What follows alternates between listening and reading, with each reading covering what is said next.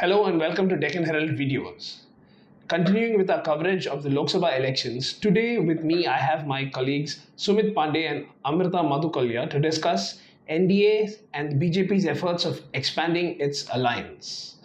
Amrita, let's come to you straight. Today there are developments. Raj Thackeray has met with the BJP leadership and the RLD also has formally joined. What do you make of these small parties, small joining them? I think the BJP wants to send out, despite all the bad rep that the BJP has had with alliance partners, I think keeping that 400 NDA number in view, I think the idea for the BJP camp is to make sure that no stone remains unturned. So when you're chasing such a big number, you need to cobble up numbers from every corner. Thackeray definitely, I think beyond the political numbers that he's giving out, I think the larger messaging is the Thackeray name being part of this faction, because from what we understand, Uddhav Thackeray seems to be doing very good. Is poised to be doing very good electorally. Similarly, the BJP has also done something similar across the entire country. If you look at what they've done with Chirag Paswan yesterday. So I think it's a continuing conversation. The effort is continuing. So before they even start the election, the BJP wants to show that the Rainbow Coalition looks healthy, looks happy, looks like it is inching closer to 400. If we are given to understand the narrative, Sumit, BJP is doing well. It's actually gathering parties to broaden the NDA alliance. Do numbers help or will it pull back the BJP? I think what Amrita, just to add on to it, I think the biggest lesson for BJP in electoral politics was 2004 elections, the India Shining movement, where the opposition very quietly went on to build a very large social base and a coalition, and they just pulled the rug under their carpet.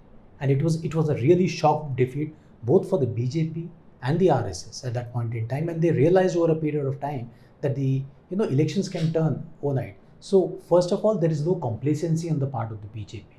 Now the NDA or the India Alliance had started to do that. If you look at the chronology, last 6 or 7 or 8 months, so they were building a larger social coalition or blocks. So first what they did, the BJP, they were also not only trying to broaden their own alliance base, but also created disruptions on the other camp also. So if you take away Nitish Kumar, then the person who is slated or poised to be the convener of the alliance, he breaks away, then the alliance crumbles. In terms of perception, politics is about perceptions. So I think that they have learned that lesson. So there is no complacency, broaden the base and leave no stone unturned till the very last. So they're trying to pick up every bit of vote that they can. Anybody or everybody. In fact, in some of the election commission meeting, central party meetings, I've been told that senior leaders have been telling BJP leaders that anyone and everyone who can bring in votes to the party kitty has to be brought on board if he or she is useful. There are polls which suggest that the BJP or the NDA alliance would do well in West Bengal and Telangana. What are you hearing from your sources, Amrita? The BJP is very excited about West Bengal specifically. Telangana, obviously they are looking to better their tally, but not so much as in West Bengal. Within the party's internal, conversations within the party's conversations that we've been privy to, they've been constantly saying that the surprise for them is the surprise in store for this election season for them is in West Bengal, where they are trying to reach as much as 30. Is that more of a narrative? Last time also, when the assembly elections were there, we were told there was a big surprise and we know what the results were. No, but I think West Bengal they've done well. For a party to win 18 seats last time around was a huge, leap of faith, in fact, I would say. See, this time around, there are two factors which are working in their favor. Electorally, in first past the post system, in a multi-party politics, it's very difficult to say who's going to get how many seats, first of all. But one can, analyze and assess, how it's happening. So first of all, there is no alliance between Congress and the Trinamool Congress. Okay.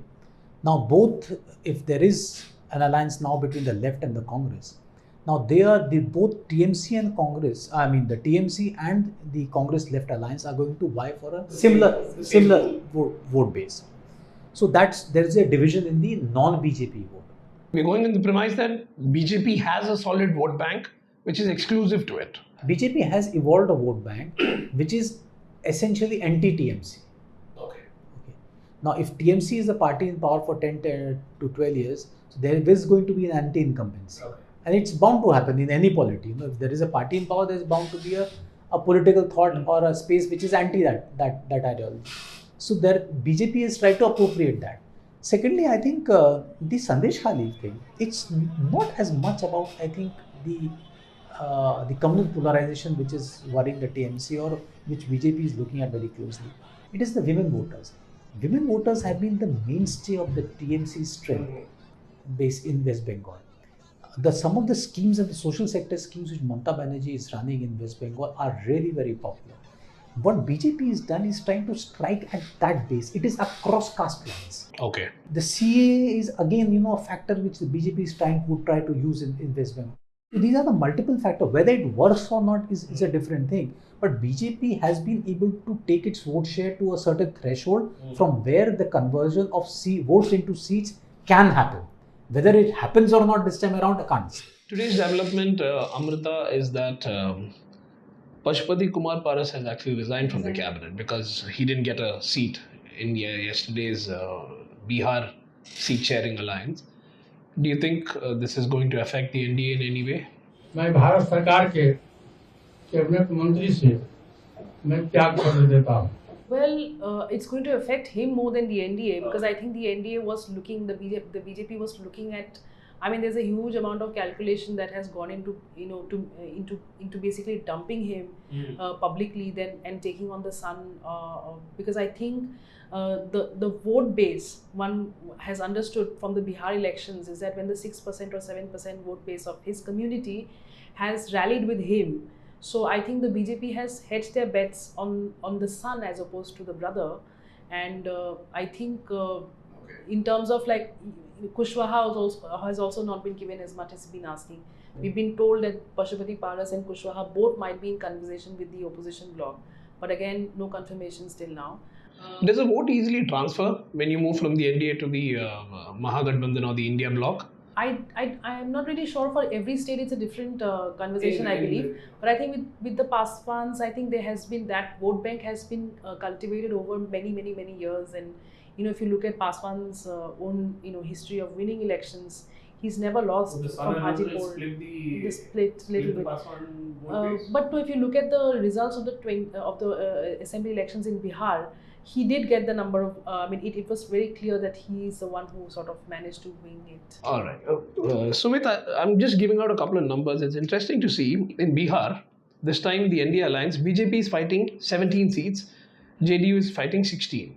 Last time it was 16-16. So BJP has got one seat more this time in Bihar. In Maharashtra, if you look at it, last time in 2019, BJP contested 25 seats. This time it is contesting 31 seats. Is BJP growing in the NDA by consuming or taking space from its allies? Maharashtra seat sharing has not been made public yet. Okay. But it's in the realm of speculation, obviously. But both states are throwing up very interesting numbers. First of all, BJP is not going to give allies seats just for the heck of contesting. They will concede seats only and only if they are sure that these seats are not going to go waste, and the candidates are going to win on the NDA symbol, not on the party symbol, but parties who are part of the NDA. Now in Bihar, I think this is for the first time since JDU was earlier Samta Party when Nitish Kumar formed it with George Fernandez. It is for the first time since this alliance was struck between BJP and Nitish Kumar, whatever party he was leading, that BJP is contesting more Lok Sabha seats than JDU. Yes. So in 2019, it was 17. BJP was one less than JDU. No, both were 16. Both were 16. They were saying. Both were 16. 2014, JDU contested separately. Before that, it was, I think, BJP which was less than JDU. So over the years. This time around, what is really surprising that despite the strength that Nitish Kumar has politically now in Bihar, BJP is conceding 16 seats. It is really surprising. Though notionally they want to be one seat ahead of Nitish Kumar and say that we are the larger partner, the big brother there. But conceding 16 seats to Nitish Kumar is, I think, they have been generous, very generous this time around.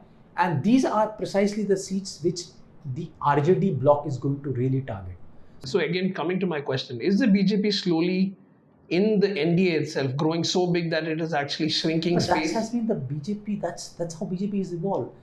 I mean, if you remember, BJP was once a minor partner of Maharashtrawadi Gomantak party in Goa, where BJP would win 2 seats and MGP would win 22 seats. Over the years, it was the other way around. So it has always happened, you know. A national party obviously grows at the cost of the big fish eats the small fish, you know, sort of a thing. In an alliance. In an alliance, it's very obvious, you know, that's how it evolves. Okay. So in Maharashtra also, over the years, Shiv Sena was the bigger party and then BJP as a national party. Now, if you look at it, Shiv Sena was a Hindu nationalist party with a sub-nationalism as its theme. Now, if you have a party at the national level which has a nationalism and all-encompassing nationalism, You then obviously you would subsume, politically you would subsume. It's going to reflect on the polity also. So it's a very natural process. I'm not surprised. I mean, BJP is a very natural claimant for BRS's space in Telangana. It's going to evolve like that. But Maharashtra is still a very interesting aspect because why BJP is contesting more, as I told you earlier, that they are not going to waste seats. And you're going to see in this election that some of the seats which they give to the allies, they might even provide candidates, BJP, the winning candidates, okay? And vice versa. That's if the allies insist that, you know, for instance, in Bangalore rural, Mr. Manjunath, who is contesting, is basically a JDS man related to Devegowda's family. But he might contest on BJP ticket. Okay. So BJP will not waste seats on the allies. That's very clear. Thank you so much. Thank you, Amrita. That was our discussion on the BJP and its allies in the NDA. For more stories, news, and updates, stay tuned to DeccanHerald.com. Subscribe to our YouTube channel as well.